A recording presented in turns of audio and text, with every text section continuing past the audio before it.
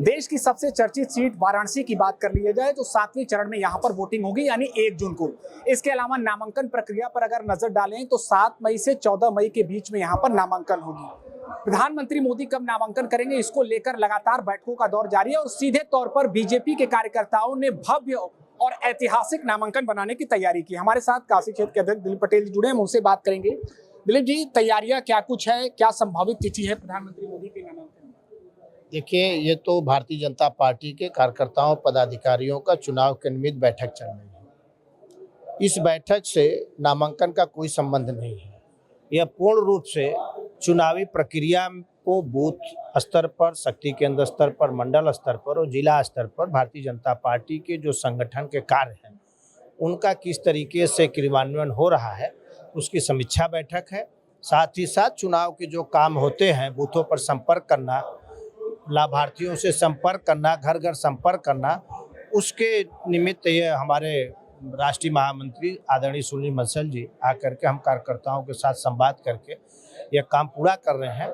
जहां तक आपने कहा कि नामांकन का, यह सब पूरा निर्वाचन आयोग ने 7 से 14 के बीच में 7वें चरण को घोषित किया है। उसी तिथि के बीच में किसी दिन माननीय देश के यशस्वी प्रधानमंत्री, बनारस के लोकप्रिय सांसद यहाँ पर नामांकन करेंगे और अभी तिथि आएगी तो आप लोगों को बता दी जाएगी। वहाँ पे रोड शो की भी तैयारी है, कौन कौन इसमें प्रदेश और राष्ट्रीय स्तर के कौन नेता पहुंच रहे हैं, कुछ ऐसी जानकारी? देखिए, जब माननीय प्रधानमंत्री जी नामांकन करेंगे तो हमारे एनडीए के पूर्व में भी, पिछले सालों में भी नामांकन में एनडीए के हमारे सभी सहभागी दल के लोग नेतृत्व आते हैं।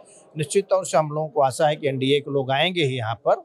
और दूसरी बात, भव्य रोड शो का जहाँ तक कार्यक्रम है, पूरी जनता, आज बनारस की पूरी आम जनमानस, माननीय प्रधानमंत्री ने जिस तरीके से बनारस का कायाकल्प किया है, आम जनमानस सड़क पर आके प्रधानमंत्री जी का स्वागत करने की इंतजार कर रही है।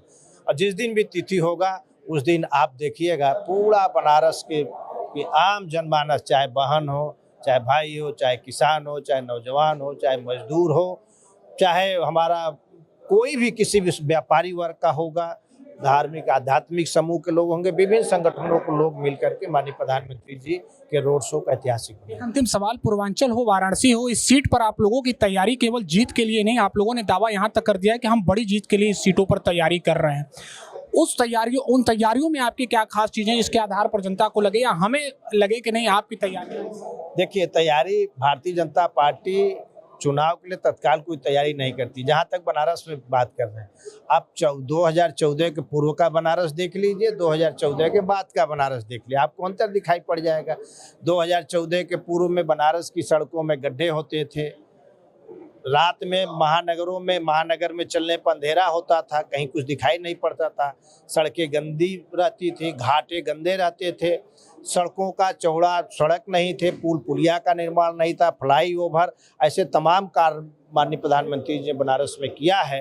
अरे बाबा विश्वनाथ धाम का निर्माण हो जाने से बनारस के लोगों का प्रतिदिन की आमदनी बढ़ गई है। घाटों का सुंदर निर्माण, चाहे 80 घाट हो, चाहे नमो घाट हो, टाटा कैंसर अस्पताल से लेकर के आप जो है इंटरनेशनल क्रिकेट स्टेडियम से लेकर के ऐसे तमाम फ्लाईओवर माननीय प्रधानमंत्री जी ने, अभी तो बहुत बड़ा अमूल प्लांट किसानों के समृद्धि सशक्तिकरण के लिए माननीय प्रधानमंत्री ने लोकार्पण किया। माननीय प्रधानमंत्री जी ने इतना काम किया है कि बनारस की आम जनमानस माननीय प्रधानमंत्री जी का बोर्ड के माध्यम से आभार जताना चाहती है। इस बार बनारस की जनता प्रधानमंत्री जी के पक्ष में खड़ा होकर एक बोर्ड देकर के आभार जताना चाहती है कि माननीय प्रधानमंत्री जी, जिस तरीके से आप बनारस का विकास किए हैं, हम आपके आभारी हैं। शुक्रिया बातचीत के लिए। तो निश्चित तौर पर जो बीजेपी कार्यकर्ताओं की वाराणसी में तैयारी है वो बड़ी जीत की है। नामांकन को लेकर भी लगातार वाराणसी में राष्ट्रीय नेतृत्व हो या फिर यहाँ के क्षेत्रीय पदाधिकारी हो, उनकी बैठक जारी है।